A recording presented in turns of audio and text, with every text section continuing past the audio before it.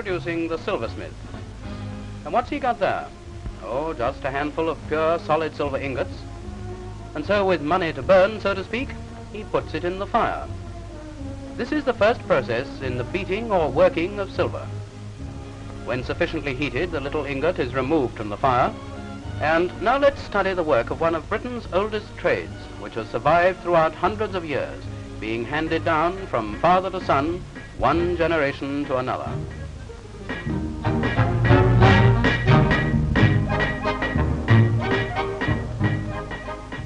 The first part of this operation is known as squaring down. But what's he making? Well, watch closely. It may not look much like a spoon at present, but that's what it's going to be, and no ordinary one, as presently we shall see. The greatest surprise to the onlooker who sees the silversmith at work for the first time is the way he makes his wares, without any pattern or guide, just hammering out the shape by eye and touch. For the weight and strength behind the hammer strokes is the great art of this work.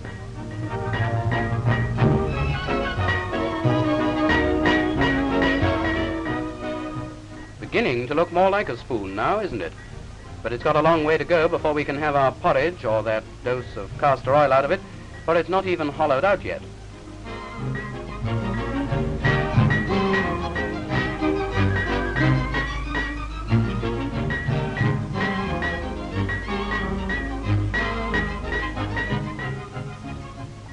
That's rather tricky, the way the handle is rough-shaped.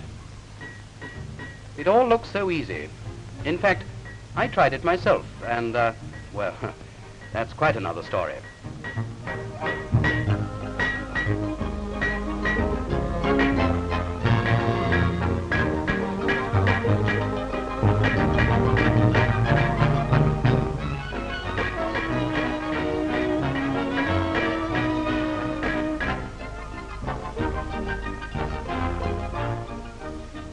The rough-shaped spoon is now ready to have its bowl daubed, which means made hollow. A piece of soft metal is used for this work. An impression pressed on its surface presents the exact contour of the bowl of the spoon. One man puts the spoon into the impression and then places a hard steel die on top. His mate strikes with a heavy hammer, and the result is a perfectly shaped bowl. All very simple and ingenious. This seemingly primitive method has never been improved upon, which seems strange in this age of machinery. But it's good to think that some of our old crafts which have built up the British prestige still survive.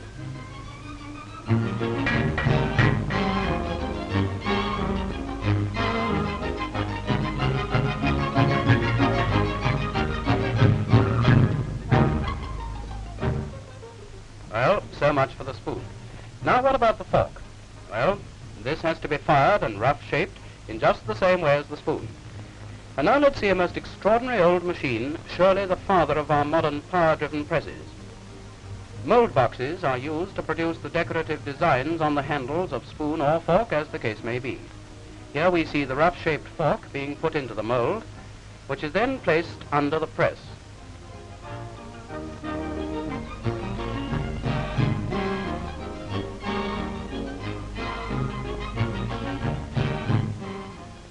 No, this is not a giant dumbbell or some gymnastic contrivance. It's just our old press and the way it's worked. The big weights produce a powerful momentum and so exert enormous pressure on the spindle of the press under which is the mold.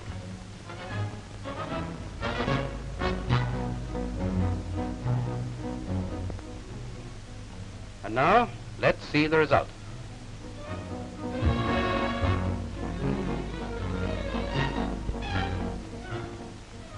A beautiful design has been imparted to the handle of our fork, except that it doesn't look much like a fork.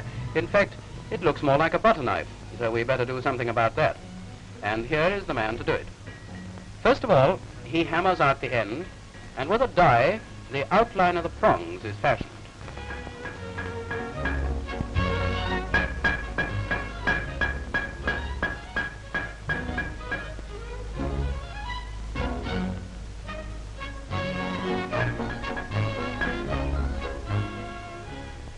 In this small hand press, the job is finished off. With a sharp steel die, the prongs are cut out, and a nice clean job it makes, too.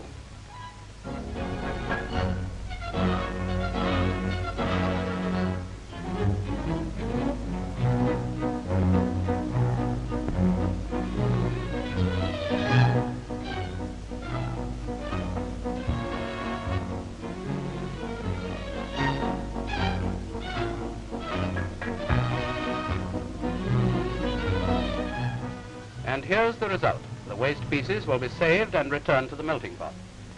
At this stage, the fork is flat, and before it's finished, it has to be shaped. The correct curve or sweep being imparted to the prongs and to the handle. It's done just by a gentle hammering over a curved mandrel.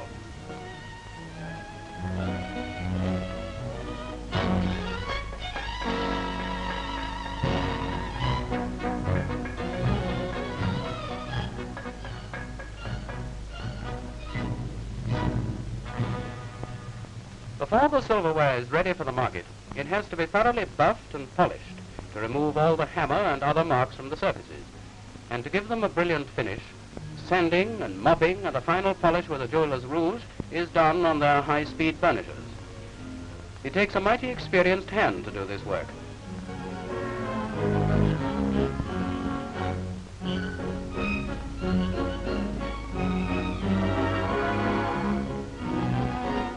Now that is a doggy-looking cap, quite in the fashion these days.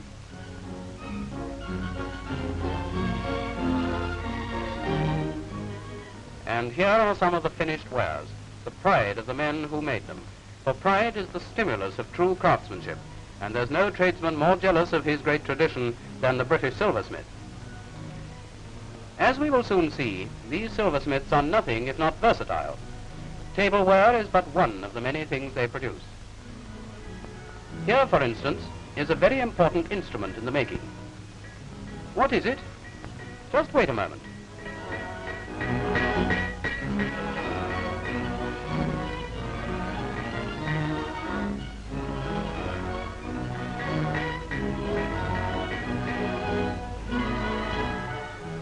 They're a fine pair of surgical forceps.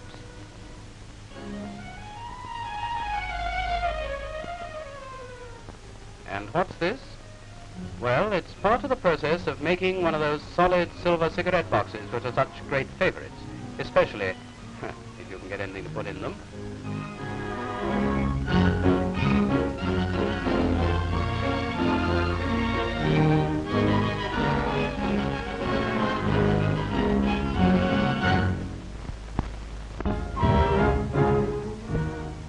The detail of such work is extremely fine, as for instance in the fitting of the lid and the fine hinge pin.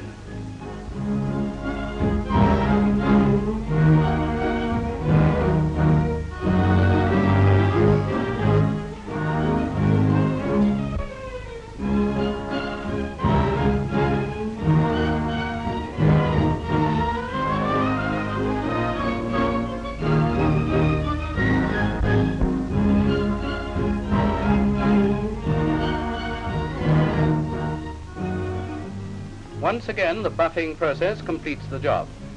And what a magnificent surface it produces.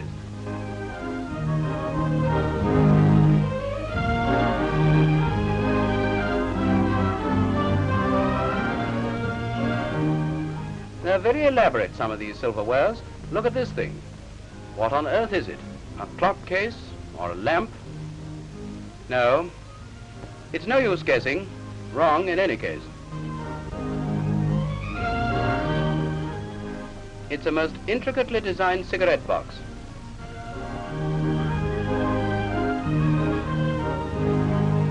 Nice work, beautiful leather wallets.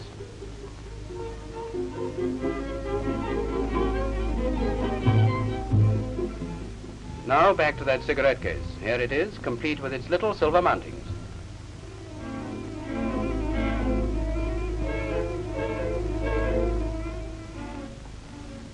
For the keeping of those beautiful silver spoons and forks we saw a little while back, the silversmith makes canteen boxes, and by the look of this one, just as much care and pride enters into its making as went into the tableware.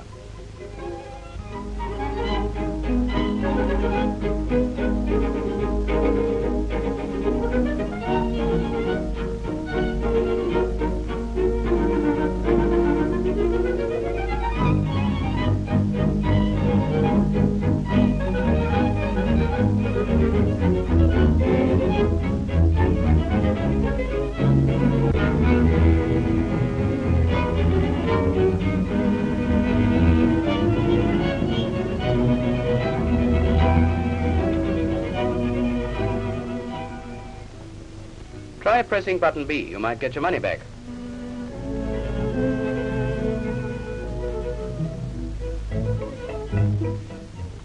Exclusive suitcases are another creation, the fittings being capped with solid silver stoppers and lids.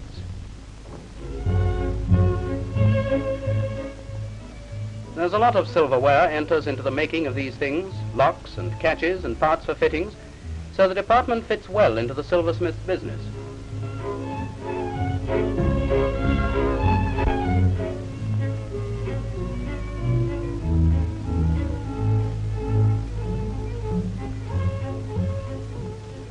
For goodness sake, man, make up your mind.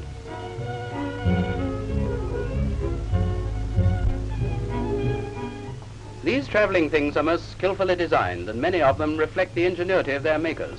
What about this one, ladies? Smart idea, isn't it? In fact, it's really two cases in one.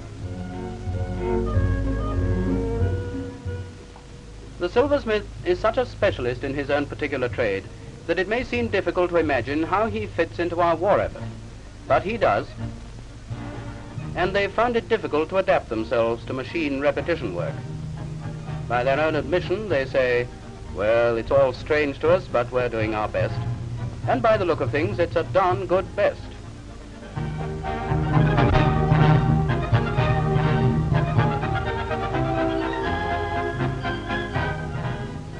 The old men are turning out all kinds of mighty useful and important silver parts used in many of our vital machines of war.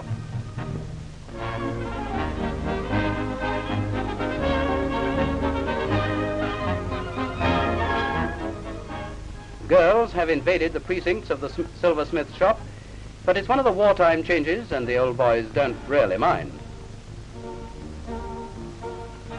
We won't go into details of these little silver things which are being made. That might help the enemy.